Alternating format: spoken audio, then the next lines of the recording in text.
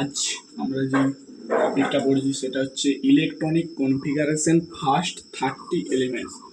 Electronic configuration মানে কি না, কোনো একটা মৌল ধরলাম হাইড্রোজেনের ইলেকট্রন কনফিগারেশন করলে আমরা আসে 1s1। হিলিয়ামের ইলেকট্রন বিন্যাস করলে 1s2। এটা কিভাবে হচ্ছে সেটা নিয়ে তিনটা বিজ্ঞানী তিনভাবে সূত্র দিয়ে যান। সেটা কি না, প্রথম সূত্র হচ্ছে পাউলির অপবর্জন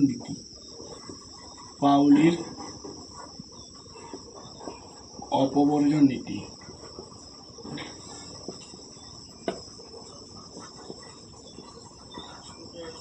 দ্বিতীয় সূত্র দেন হুন্ডের সূত্র।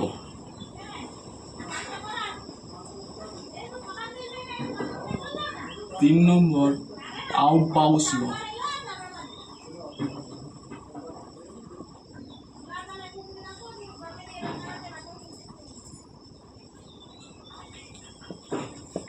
তিনজন বিজ্ঞানী এই তিনটা নীতির দ্বারা বুঝিয়েছিলেন hydrogen, helium, lithium, beryllium, boron, এই 30টা প্রত্যেকটা 118টা মৌল আছে। এই 118টা মৌলের কিভাবে ইলেকট্রন বিন্যাস হবে। তো পাউলির অপবর্জন নীতি বলছে কোনো একটা পরমাণু ইলেকট্রন যখন দুটি ইলেকট্রন কখনো দুটি মানে কোনো একটা পরমাণুর কোয়ান্টাম সংখ্যার মান কখনো একই হতে পারে না। বলছেন কি পরমাণুগুলোর প্রত্যেকটা দুটি ইলেকট্রনের কোয়ান্টাম সংখ্যার মান কখনো একই হতে মানে কোয়ান্টাম সংখ্যাকে কোয়ান্টাম সংখ্যা এন এস চারটা কোয়ান্টাম সংখ্যা আমরা জানি, বা এদের মান বলছে নাকি কখনো একই হতে পারে না। এই কোয়ান্টাম সংখ্যাগুলোর মান কখনো একই হতে পারে না। এরপরে হুন্ডের সূত্র কি বলছে? হুন্ডের সূত্র বলছে নাকি না প্রত্যেকটা কক্ষকের মধ্যে এটা যদি 1s কক্ষক হয়, তারপরে এইটাতে প্রথমে একটা তারপরে দুটা। বলছে প্রত্যেকটা ইলেকট্রনের প্রত্যেকটা পরমাণু কক্ষকে আগে একটা একটা করে ইলেকট্রন প্রবেশ করবে, তারপরে এটা পূর্তি লাভ করবে। মানে কখনো একসঙ্গে দুটা ইলেকট্রন প্রবেশ করতে পারে না। প্রত্যেকটা কক্ষকে প্রথমে সিঙ্গেল ভাবে ইলেকট্রন প্রবেশ করবে। আউপাউ ল কি বলছে না, প্রথমে নিম্ন শক্তি স্তর থেকে ঊর্ধ্ব শক্তি স্তরে ইলেকট্রনগুলি পূর্তি লাভ করে। যদি 1s নিম্ন শক্তি, প্রথমে 1s এ ইলেকট্রন পূর্তি লাভ হবে, তারপরে আমরা যাব 2p 2s ইত্যাদি। প্রথমে আগে 1s এ, তারপরে 2s এ যাব, তারপরে 2p তে যাব ইত্যাদি। এইটা আউপাউ ল বলেছে নিম্ন শক্তি স্তর থেকে ঊর্ধ্ব শক্তি স্তরে ইলেকট্রন সর্বদা এগোতে থাকে। এরপরে যে আমরা তিনটা সূত্র পড়লাম, এখান থেকে এরপরে আমাদেরকে জানতে হবে যে প্রত্যেকটা মৌল কিভাবে ইলেকট্রন বিন্যাসটা লাভ হচ্ছে। এইটাই হচ্ছে মেন ইলেকট্রন বিন্যাসের মেন হচ্ছে তিনটা সূত্র দ্বারা আমরা ইলেকট্রন বিন্যাসটা সম্পন্ন করবো। ইলেকট্রন বিন্যাস প্রথমে আমি হাইড্রোজেনের ইলেকট্রন বিন্যাস, প্রথম সারিতে মানে 1 নম্বর সারির মৌল হাইড্রোজেনের ইলেকট্রন বিন্যাস কি হবে না 1s1। তো কি বলছে 1s, এটা স্ট্রাকচারটা কীরকম হবে এইরকম। 1s প্রথমে একটি ইলেকট্রন আছে, হাইড্রোজেনের কটি ইলেকট্রন? একটি ইলেকট্রন, তাই এর মধ্যে হুন্ডের সূত্র অনুযায়ী প্রথমে একটি ইলেকট্রন প্রবেশ করলো। দ্বিতীয় নম্বর হিলিয়ামের কটি না 1s2, দুটি ইলেকট্রন 2 নম্বরে আছে, তাহলে এর 1s কক্ষপথে থাকবে দুটি ইলেকট্রন, হুন্ডের সূত্র অনুযায়ী। তো হিলিয়াম এস ব্লক মৌল, কিন্তু আমরা পর্যায় সারণীতে দেখেছি হিলিয়ামের অবস্থান একবারে সেই নিষ্ক্রিয় মৌলের সারিতে। সেটা যেহেতু পি ব্লক মৌলে অবস্থান করছে হিলিয়াম, কিন্তু আমরা এখানে দেখতে পাচ্ছি হিলিয়াম একটা 1s মানে এটা একটা এস ব্লক মৌল। তো এস ব্লক মৌল হওয়া সত্ত্বেও তাকে কেন পি ব্লক মৌলের সারিতে রাখা হয়েছে? কারণ আমরা পর্যায় সারণী যখন পড়বো তখন বুঝতে পারবো যে পর্যায় সারণীর আসল রুল হচ্ছে যে প্রত্যেকটা মৌলকে একই ধর্ম বিশিষ্ট প্রত্যেকটা মৌলকে একই সারিতে রাখা, মানে একই শ্রেণীতে অন্তর্ভুক্ত করা। তাই হিলিয়াম একটা নিষ্ক্রিয় মৌল হওয়ায় একে নিষ্ক্রিয় মৌলের সারিতে অবস্থান দিয়েছে। তো এরপরে হিলিয়ামের পরে লিথিয়াম। লিথিয়ামের কি হবে না 1s2। এস কক্ষপথে সর্বোচ্চ 2টি ইলেকট্রন থাকতে পারে। এস কক্ষপথে সর্বোচ্চ 2টি ইলেকট্রন থাকতে পারে। এস কক্ষপথে 2টি ইলেকট্রন থাকতে পারে সর্বোচ্চ ইলেকট্রন। সর্বোচ্চ ইলেকট্রন এস কক্ষপথে 2টি। পি কক্ষপথে কটি? পি কক্ষপথে সর্বোচ্চ ইলেকট্রন থাকতে পারে 6টি। ডি কক্ষপথে সর্বোচ্চ ইলেকট্রন থাকতে পারে 10টি এবং এফ কক্ষপথে সবথেকে বেশি থাকতে পারে 14টি। এই চারটা আছে, চারটি মানে উপকক্ষে এগুলি হচ্ছে আসল। এস কক্ষপথে 2টির বেশি থাকতে পারে না, পি কক্ষপথে 6টির বেশি থাকতে পারে না, ডি কক্ষপথে 10টির বেশি থাকতে পারে না, এফ কক্ষপথে 14টির বেশি থাকতে পারে না। তো আমরা এস কক্ষপথে লিথিয়ামের পারমাণবিক সংখ্যা হচ্ছে 3। তো লিথিয়ামের যেহেতু 3, এখানে 1s2 হয়ে গেছে। 1s2 মানে 2টা ইলেকট্রন প্রবেশ করেছে একটা ইয়াতে। 1s এর পরে কি আসবে? 1s এর পরে আসবে আউটবাউস ল। আউটবাউস লটা বলছে কি না নিম্ন শক্তি থেকে ঊর্ধ্ব শক্তিতে। আউটবাউস ল আমরা শর্টকাট নিয়ম মেথড আছে একটা না আউটবাউস ল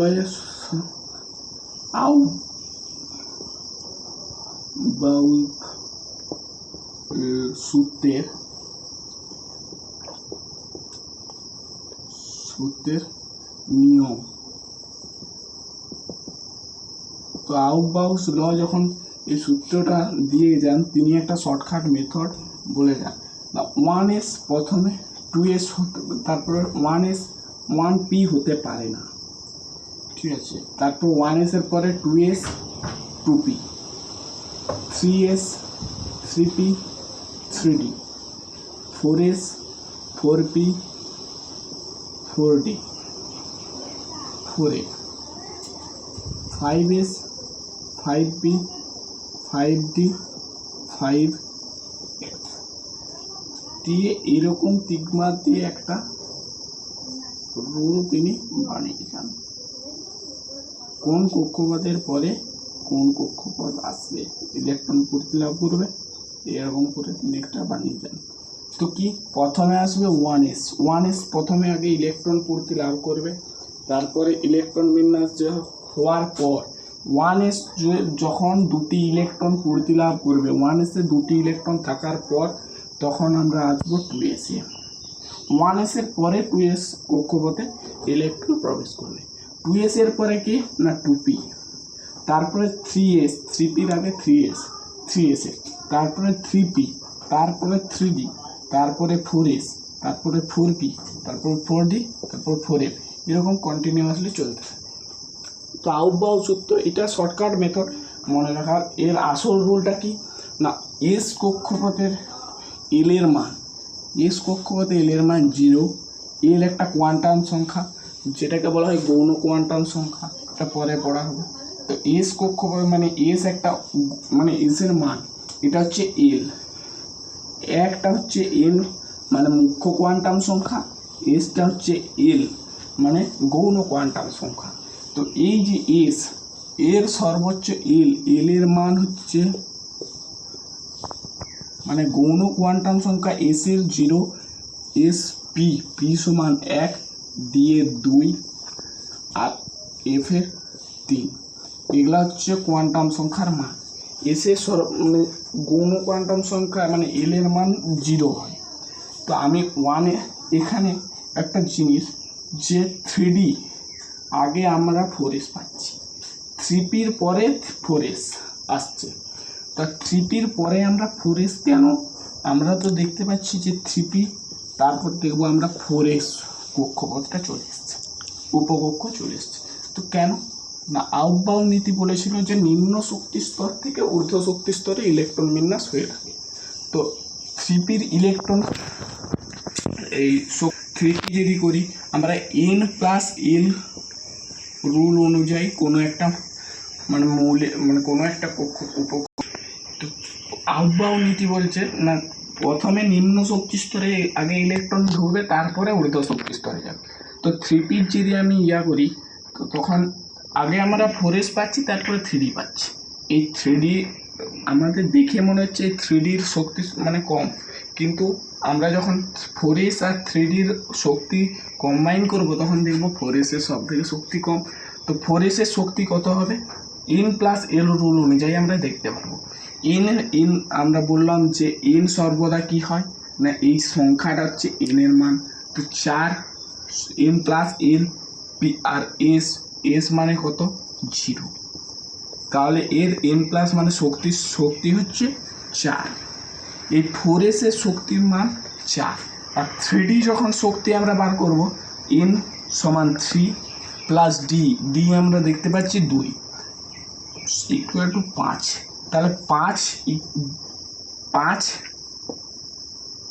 গ্রেটার দেন 4। তার জন্য 4s এর শক্তি কম, 3d এর শক্তি বেশি।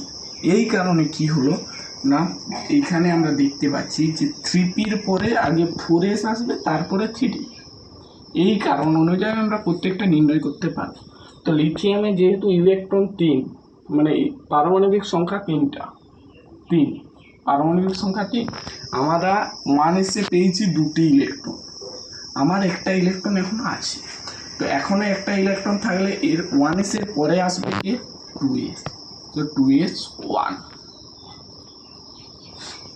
এরপরে আমরা 4 নম্বর মৌল বেরিলিয়ামের ইলেকট্রন বিন্যাস কিরকম হবে না, প্রথমে এর পারমাণবিক সংখ্যা কত 4, এর পারমাণবিক সংখ্যা যেহেতু 4, তাহলে আমরা 1s2 করতে পারি। এস কক্ষপথে কটি ইলেকট্রন থাকবে আমরা জানি 2টি, তাহলে 1s2 হয়ে গেল। এরপরে 2s2, মানে 1s এবং 2s প্রতিলাভ করেছে। এরপরে এর স্ট্রাকচারটা কীরকম হবে না, 1s 2s, এখানে 2টি ইলেকট্রন, ঠিক আছে, এরকম ইলেকট্রন বিন্যাস। বেরিলিয়ামের পরে হবে বোরনের পারমাণবিক সংখ্যা হচ্ছে 5। এই 5 তো আমরা 1s2 করতে পারি, 2s2 করতে পারি। আউটবাউস লয়ে আমরা শিখলাম 2s2 পরে আসবে 2p। আউটবাউস সূত্রের আমি যে শর্ট ট্রিক্সটা সেটা আমি সাজিয়ে তোমাদেরকে দিয়ে দেবো। তো এখন 1s পরে 2s আসছে, 2s এর পরে আসবে 2p, 2p এরপর 2pর সর্বোচ্চ ইলেকট্রন থাকতে পারে 6টি, তাহলে 2p আমরা 1 করতে পারি। এর স্ট্রাকচারটা কীরকম হবে, 1s 2টি ইলেকট্রন থাকবে, 2s 2টি ইলেকট্রন থাকবে, 2pতে কটি কক্ষপথ থাকবে 3টি। এটা একটা প্রশ্ন। এরপরে বেরিলিয়াম বোরন কার্বনের পারমাণবিক সংখ্যা কত 6, এর ইলেকট্রন বিন্যাস হলো 1s2 2s2 2p 2 2 2 2 3 6। তো এরপরে এর স্ট্রাকচার হবে 1s, এতে 2টা ইলেকট্রন থাকবে, 2s 2টা ইলেকট্রন থাকবে, 2p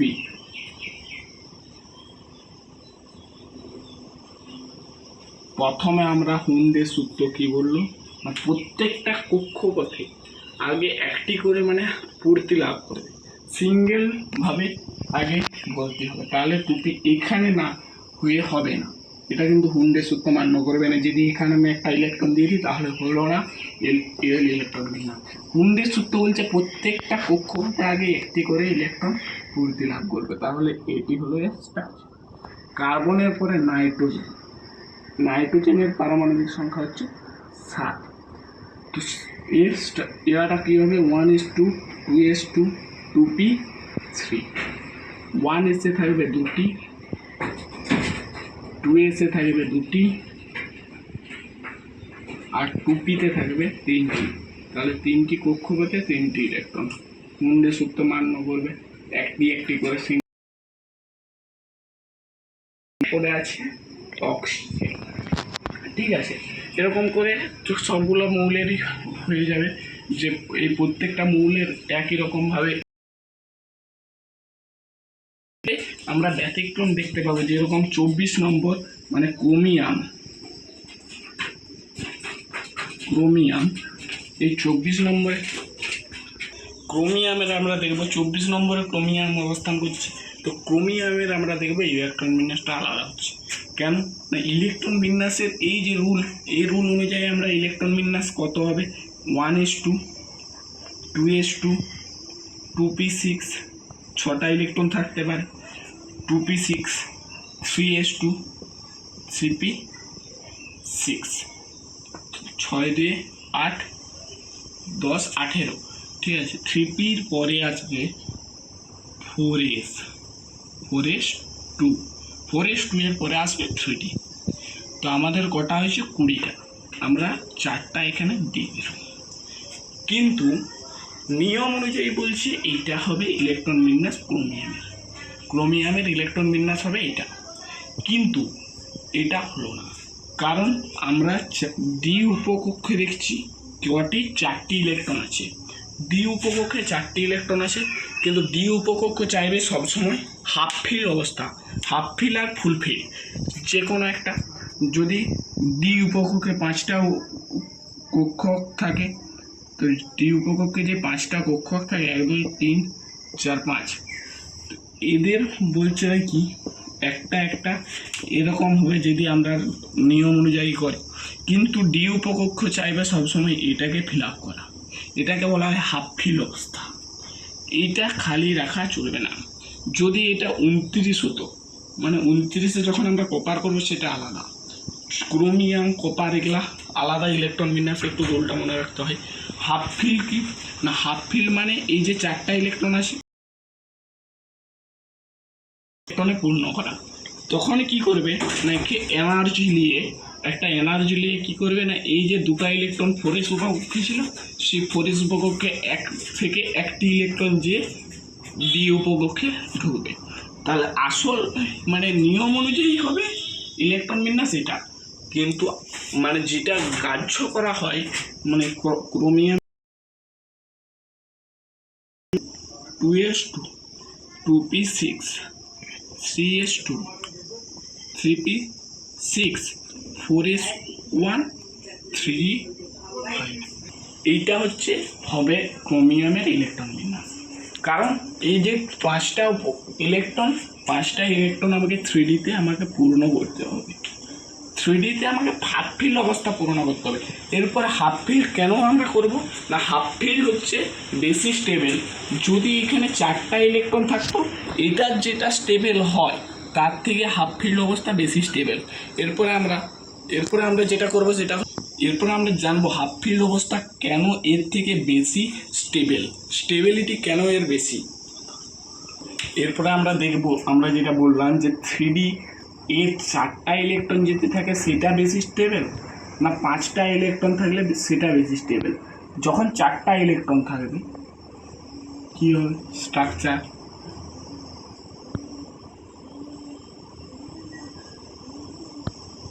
4টা ইলেকট্রন থাকলে এটা এরকমভাবে পূর্ণ হয়ে যাবে, ঠিক আছে। কিন্তু এটা গ্রাউন্ড স্টেট মানে ভূমিস্তর অবস্থা, যখন একে এনার্জি দেওয়া হবে এইটা যেতে পারে এইখানে, এইটা এইখানে, এটা এইখানে যেতে পারে, মানে এটা এইখানে যেতে পারে, কিন্তু এটা যেতে পারে না। মানে এইটা একবার এই 3টাতে যেতে পারে, এইটা এই 2টায় যেতে পারে, এইটা এই একটাই যেতে পারে। মোট কত হচ্ছে 3 + 2 + 1 = 5 × 6, তখন 6 হচ্ছে, মানে এনার্জিটা তখন 6 হচ্ছে। যদি আমি 5টা ইলেকট্রন করি ডি উপকক্ষে,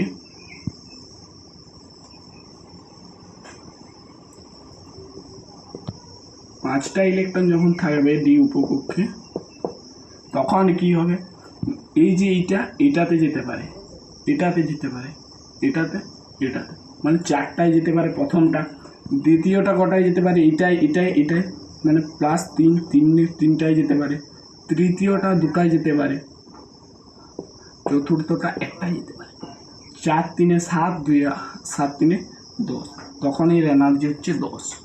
এই যে হাফ ফিল অবস্থা তখন হচ্ছে এটা স্টেবিলিটি বেশি হয়ে যায়। এই জন্য 3d উপকক্ষ কি চাইবে না 4s উপকক্ষ থেকে একটা ইলেকট্রন এতে নিয়ে নিতে। তো এই যে 3d উপকক্ষ এখানে কি হবে না 4s2 ছিল, 4s2 3d4 ছিল না, ক্রোমিয়ামের ইলেকট্রন শেষ ইলেকট্রন বিন্যাস, এটা কি হবে না 4s1 হবে আর 3d5 হবে। এটা স্টেবিলিটি বেশি, কারণ এটা বেশি সক্রিয় আমরা দেখলাম। এরপরে আমরা দেখব আমরা 1 থেকে 30-এর মধ্যে দুটি ব্যতিক্রম ইলেকট্রন বিন্যাস পাবো। একটা আমরা বললাম আগেই যে ক্রোমিয়াম 24 নম্বর। এরপর 29 নম্বর, এই যে 29 নম্বরে আছে কপার, এর ইলেকট্রন বিন্যাসও কিন্তু আলাদা, ব্যতিক্রম। আমরা যদি সাধারণ নিয়ম অনুযায়ী করি, এর ইলেকট্রন বিন্যাস হবে কি 1s2 2s2 2p6 3s2 3p6 4s2 3d9, এটা হবে। কিন্তু সাধারণ অনুযায়ী এটা হলো, কিন্তু আমরা যেটা জানলাম যে হাফ ফিল আর ফুল ফিল সব থেকে বেশি সক্রিয় হয়। কিন্তু আমরা যে এখানে দেখতে পাচ্ছি 3D উপকক্ষে যদি 9টা ইলেকট্রন থাকে তখন হয় স্ট্রাকচারটা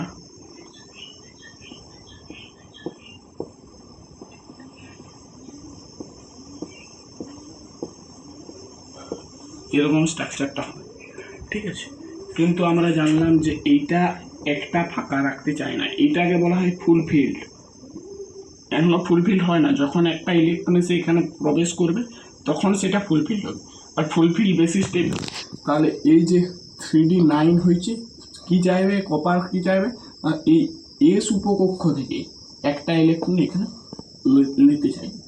তার লেগে এইটা হবে 1s2, এর আসল ইলেকট্রন বিন্যাস হবে 1s2 2s2 2p6 3s2 3p6 4s1 3d10। তখন 3d10 হয়ে যাচ্ছে। 10 মানে 1 2 3 4 5, 5টা আগে পূর্ণ হলো, 6 7 8 9 10, এখানে একটা চলে আসে, এটা ফুল ফিল্ড অবস্থা। এই ফুল ফিল্ড অবস্থা বেশি স্টেবল, আমরা জানলাম স্টেবিলিটি বেশি, তার জন্য আমরা